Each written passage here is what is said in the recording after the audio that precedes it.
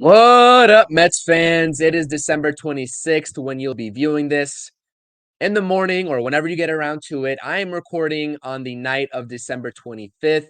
Merry Christmas and happy holidays from me and mine to you and yours. I hope everyone's enjoying their time off from Mets baseball, but I'm going to be dropping this video and talking a little bit about the most recent acquisition the Mets made in a minor league deal, or on a minor league deal, I should say, back on December 24th. It's only right to talk at least about someone the Mets acquired during this warm stove season as it relates to the Mets, or even the cold stove season, some will say. But we'll also be talking about the Mets' bullpen strategy up until this point in terms of all the bullpen additions so far this offseason under David Stearns, and that'll directly transition into whether or not, as Mets fans, we should be tempering our expectations for the rest of this Mets offseason. Before we get into that, you know the shameless plugs. Subscribe, hit that thumbs up. I thoroughly appreciate the support on the podcast.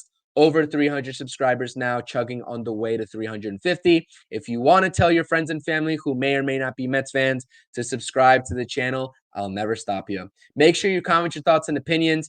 It is somewhat of an opinionated podcast episode. Like I said, I'll be giving my opinions and my thoughts like I usually do, but I want to leave some stuff up to interpretation for you all to sort of make sure you give your comments and ideas in the comment section too. So make sure you're following me on all my social medias for the latest podcast updates and more New York Mets talk.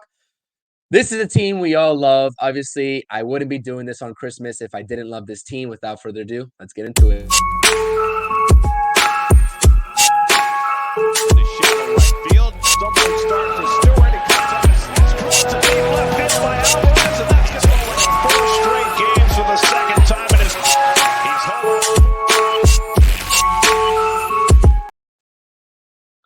All right, first things first. The Mets made a move on December 24th in signing Chad Smith, reliever, most recently of the Oakland Athletics, to a minor league deal. Yet another minor league deal for the New York Mets. Whether you think that's good or bad, doesn't matter. Here are his stats, and here's a little bit of a background on him. Drafted in 2016, Chad Smith has been in the major leagues since 2016, since being drafted, with only 31.2 professional MLB innings under his belt. You see the white text, that's his MLB numbers, and you see the orange text, his AAA numbers since 2021. A little bit of better AAA numbers in 2021 with the Colorado Rockies, as well as 2022 with a little larger sample size. But the MLB metrics have been bad. Quite simple. 18 innings pitched with almost a walk per inning in 2022. You see those 15 walks in those 18 innings in 2022. And then 2023, only 13.2 innings pitched. The ERA is ugly. The whip's ugly. The walks are ugly. But listen, we won't judge Chad Smith until we see how he progresses, whether it's in the farm system or whether it's in AAA. I don't even want to say the farm system because he's a AAA type player, or whether it's with the professional Mets team in Queens. We'll reserve our judgments. But the main point that I wanted to drive home about here is his pitch arsenal. And this will directly transition into my next slide. And then my next slide will transition into my slide after that. So this is a very flowing podcast episode, which is always good. It makes my job easier being up here on this screen talking to you all when you're eventually going to watch this. So heavy sinker, heavy slider, you see respectively 55.6 and 41.9% respectively. I really do hope I get those percentages right because I'm not wearing my reading glasses right now. But heavy usage on those sinkers and sliders. And then the changeup only at 2.8%. So how does that sort of flow into the next slide, you may ask? Well, Chad Smith joins a very extensive list in terms of his pitch usage as it compares to all the other relievers that David Stearns and this new regime has signed or acquired this offseason. From Chad Smith all the way down to Carlos Guzman down there at the bottom, you can see a common pattern. Now, Chad Smith, heavy sinker, heavy slider. We just talked about it. Yohan Ramirez, the acquisition before, heavy sinker, heavy sweeper usage. Cam Robinson, high spin on his curveball, possesses a slider. Michael Tonkin, sinker, slider, sweeper arsenal. Ryan Ammons, who the Mets traded for with the Boston Red Sox. If you remember that Rule 5 draft, they drafted another pitcher, and the pitcher that they drafted in the Rule 5 draft, not 20 minutes later, after the draft was over, they traded that pitcher they drafted to the Boston Red Sox for Ryan Ammons. He's a lefty with a fastball and a slider. And I can keep going up and down this list. I'm sure you all already see the pattern. Sweepers, sliders, sinkers, movement, off speed. That's the common theme here. That's the common theme. Now, there's a lot of movement on these guys' pitches, and their fastballs are not going to blow you away. Out of any guy in this list, probably the guy who throws the hardest, I'm not going to even say who throws the hardest, but their fastball is probably only at 96. That's tops. All of these guys have a heavy reliance on those off-speed pitches. Now, it's not always going to directly translate to good statistics in their career. You would think that David Stearns has done his scouting enough to warrant a move for these guys, and that the pitching lab that's being built from the ground up that Steve Cohen promised was on its way and will continue to improve to mimic the likes of the Dodgers and Astros is going to play into effect here. And the guy who has survived multiple regimes now as pitching coach for the New York Mets will be able to help out in that aspect.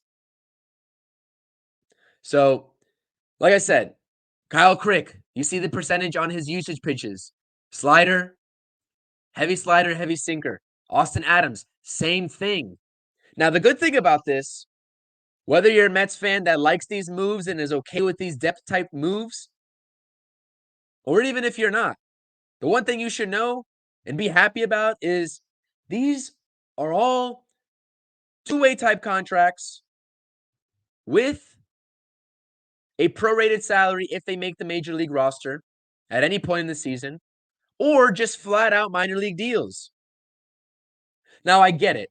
Some of these guys are going to take up the 40-man roster, and we already see that with the Mets having 38 of 40 roster slots filled on that 40-man roster. I believe last time I checked it was. Don't quote me on that. I'll have to look that up. Something I should have looked up before starting this. But last time I checked, it was 38 of 40. But what you see on that 40-man roster right now is not particularly what you're going to see maybe 2 weeks down the line, maybe 40 or maybe a month down the line. That 40-man is going to change, and it has to by default because the Mets have more additions they need to make to plug in gaps on this roster from now until opening day. Now, like I said, it is clear the type of relievers and the type of bullpen and the type of minor league depth that David Stearns wants to prioritize. But I firmly believe that the New York Mets still need to add that flamethrower, that eighth inning setup man with a high-powered fastball to set up Edwin Diaz. I believe all of these guys, at their best, are a fifth or sixth inning reliever for the New York Mets.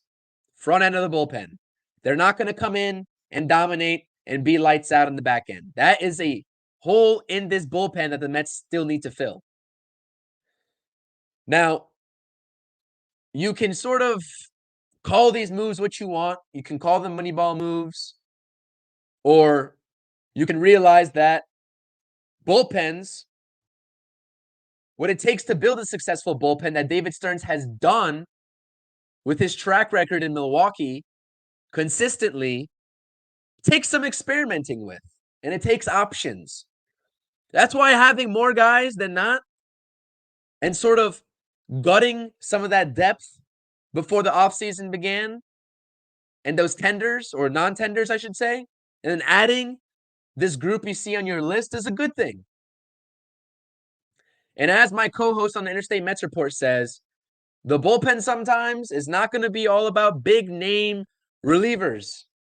and big name closers, although the Mets already do have that, which is great in Edwin Diaz. It's about throwing stuff on the wall and seeing what sticks, especially in the front end. Shout out Nelson for that quote, because I firmly do believe that is the case. But if the New York Mets are still wanting that higher leverage guy, that setup guy on the market, it comes at a price. It comes at a cost. Not only monetary value in terms of millions of dollars, but also years of security, of job security, multi-year deals. And that doesn't apply to this group, but it applies to the relievers still on the market. Your Hector Neris's, your Jordan Hicks's, your Ryan Stanek's, your Robert Stevenson's. And that directly takes me to my next point in my next slide here about whether or not the Mets, or Mets fans, I should say, should temper their expectations about what we're going to see as this offseason continues to roll on. Now, what you see here is merely an artifact. And I'm not in the business of stealing anybody's content, and I'll never do that. And I absolutely love what the Mets content community is doing right now. So before I get into what you see on your screen here and the quotes that you're seeing, make sure you're subscribing to the Subway to Shea podcast. Anthony Rivera, the host of the Subway to Shea podcast, does a great job. He was a guest last week, I believe it was, on the Interstate Mets Report. It was a great show. Go check that out on our channel. And make sure you go check out his channel. I'm going to link that in the description below. Go subscribe to his channel. Great content. Great Mets talk. He had a Mets journalist, Will Salmon, who covers the Mets for The Athletic, on a live stream on the Subway to Shea podcast. Go to his channel and check it out. And the reason I'm putting this up here as an artifact is because I'm the one, as you can see at the top, that asked the question during that live stream deliberately to sort of gauge what Will Salmon is thinking about the rest of the Mets offseason and what we should expect. Now, Will Salmon does a great job, and I'm also going to link his Twitter down in the description below, because if you don't follow him, he's a great follow, objective reporter, doesn't report on opinions. He won't mislead you with headlines. He'll wait till the facts come out, and then he'll report on it. But in this particular instance, he did keep it opinionative, because I asked for what his thoughts were and the sense that he was gathering. And he didn't want to be held to it, which is understandable, right? And I'll take you through this process right here, right? So Anthony puts up my question during the live stream. Shout out, Anthony, for watching this. I hope you are. You do a great job, and everybody should be subscribing. If you're subscribed to my channel and you view my videos, you like my content, subscribe to Subway to Shea. Absolutely. I asked Will on that live stream what he thought the chances were for Imanaga to come to the Mets. That was asked directly by me. To which he answered, quote unquote, based on what my reporting has led me to think, like I said, he kept it opinionative, I'm looking at 1 or 2 year deal type guys, and Imanaga is not in that category of guys. Now, we're talking about starting pitching here. We just talked about the bullpen, which this also directly relates to, in that 8th inning setup guy and the names you see on that free agent list still. That applies to the starting rotation as well, and it applies to the DH market and the outfield market. It applies to all of the position groups the Mets still have to fill moving forward as we move along in this offseason. You see here, Will says he's looking at 1 or 2 year deal guys for the New York Mets. And Imanaga is not one of those guys. I hate to break it to you all. I'm tempering my expectations. And even before Will said this on the live stream, based on the moves that we've been seeing with the Luis Severino one year deal, with the bullpen additions that we saw in the previous slide just a minute ago, I've already started to temper my expectations. And it's a transition period for me because coming into the offseason, I had high expectations that the Mets were going to be active, that the Mets were going to offer up those long-term deals to the position groups that they needed. And now that's still the case because Yoshinobu Yamamoto just got offered a 12-year deal by the New York Mets, but that's an exception. Outside of Yamamoto, we haven't seen another long-term deal offer for the New York Mets to any free agent. Right? So you look at the let's run down the list of guys. Jordan Hicks, coming off of a phenomenal 2023. If I had to guess, he's going to want a 3 to 4 year deal given his age.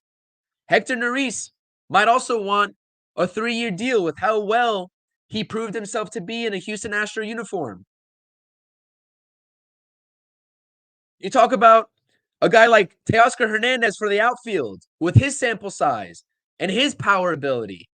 He's going to want a multi-year deal, 3 to 4 years. Jorge Soler, coming off of an all-star year, might want 3 years or 4 years, like a Marte type deal, Starling Marte type deal. You look at the starting pitching market, the pivot points for the Mets, now having lost out on Yoshinobu Yamamoto. Jordan Montgomery is going to want anywhere between 5 to 7 years. Blake Snell's going to want anywhere between 5 to 7 years. And Shota Imanaga is going to want anywhere between 4 to 5 years, similar to what Kodai Senga got. Are the Mets truly in on those guys? Or are they going to prioritize the Lucas Giolitos of the world?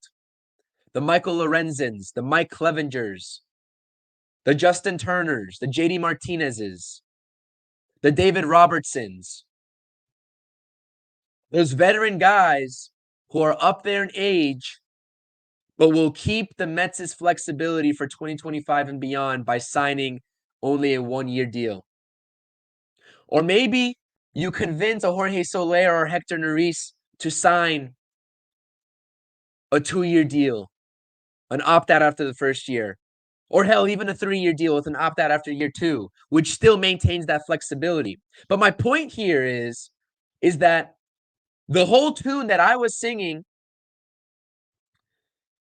from the start of this offseason, I really believe that with the Mets' long-term investments made on this team already in Diaz, Lindor, Nimmo, and McNeil, and Pete Alonso, and a Pete Alonso extension looming, which I'll make a separate video on because that's a whole other topic of discussion. I haven't talked about Pete Alonso in a while, so stay tuned to that on the podcast. I firmly believed that the Mets could not afford to waste a year of those guys' contracts by using 2024 as a bridge year. And I honestly still do fall into that category of belief. I still do. But am I overly upset that we're now starting to realize that this 2024 season truly might be a bridge year? That the rest of this offseason might truly only be 1-year deals to fill in this roster and maybe compete for a back-end wildcard spot in hopes of making an unbelievable run like we've seen the Diamondbacks and Phillies do out of the NL the last couple of years? Is that my preference? No, that's not my preference. That's never been my preference. But looking back and talking about this team objectively, in terms of what we've seen over the last couple of years, spending like drunken sailors with no results, no long-term plans, so to speak, with those signings, it could be a good idea. And I understand if the Mets decided to go through with this and using a 2024 season as a bridge year, why they would do that. I understand it. And I think Mets fans, whether you like it or not, you should understand it. That taking a step back in one season and developing a plan and maintaining roster flexibility with the prospects you not only have coming up, but maybe some top names on the market in 2025 is not a terrible play. I'll say it's not a terrible play. It's not my favorite play, but it's not a terrible play. Because there's the other side of the fence, like, oh, we waited for Shohei Ohtani, passed him up. We waited for XYZ free agent, big name, hit the market, passed him up. Or we waited for Manny Machado to hit free agency, but he got an extension. Things of that nature. I understand both sides of the fence, but I'm here to provide you both sides of those fence and both arguments for you all to come to a conclusion to yourself. And if you already came into this offseason with tempered expectations based off of what we all heard from Max Scherzer when he got traded to the Texas Rangers and exposed the Mets to the media about their plans for 2024 and prioritizing 2025 more, then more power to you, because I sure didn't. I thought that was a smokescreen by Billy Epler in the front office. I truly believed we would have seen more spending from these Mets this offseason up until this point. But like I said, shout out Will Salmon from The Athletic. Shout out Anthony Rivera from the Subway to Shea podcast. Check those guys out on their respective platforms. They'll be in the description down below. That's a very telling quote to me. Yeah, that's a very telling quote to me. And like I said, that's probably where I'll leave it at, because I'm tempering my expectations based off of everything that we've gathered, based off of what I've been hearing, based off of what we've seen and the Mets have shown us concretely. I'm tempering my expectations. Now, tempering can mean a lot of different things to a lot of different people. Some people realize that this might be a good thing for the Mets in the long run. Just take a step back and not go through that full rebuild, but take a step back and don't put yourself into contract purgatory when you have money coming off the books in 2025. Or some people might think that's settling, that the New York Mets were promised by Steve Cohen a championship within 3 to 5 years, and all we've had to show for was a wild card appearance after a 101-win season. Like I said, I'm reporting and I'm talking about this team objectively. And I will stand by whatever this front office wants to do, because the fact of the matter is that no Mets fan, whether you think you have the right to or not, that's perfectly fine. You're entitled to that right. But objectively, from my mind, no Mets fan can confidently judge David Stearns' performance as a front office, certainly not until this point, only having been in the position for a couple months, but not even after the 2024 season, given where this franchise and organization is at right now. That judgment on David Stearns and the job that he's going to do or not do will probably take after year 2, year 3. That's my humble opinion. I know others feel the same sentiment and share the same sentiment. We heard it on an Interstate Mets report.